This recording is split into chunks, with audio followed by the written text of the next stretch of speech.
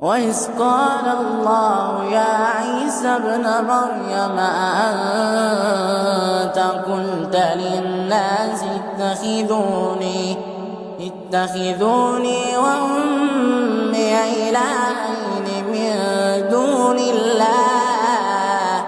قال سبحانك ما يكون لي أن أقول ما ليس لي بحق إن كنت قلته فقد علمته تعلم ما في نفسي ولا أعلم ما في نفسك إنك أنت علام الغيوب ما قلت لهم إلا ما أمرتني به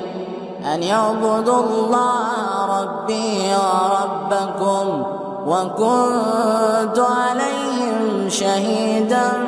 ما دمت فيهم فلما توفيتني كنت أنت الرقيب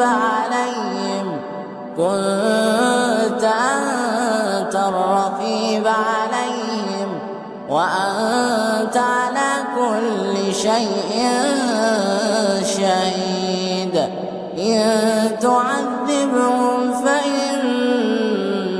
عبادك وإن تغفر لهم فإنك أنت العزيز الحكيم قال الله هذا يوم ينفع الصادقين صدقهم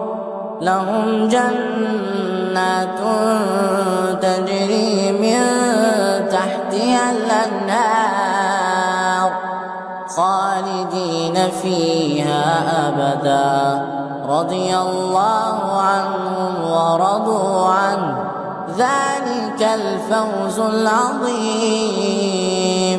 لله ملك السماوات والأرض وما فيهن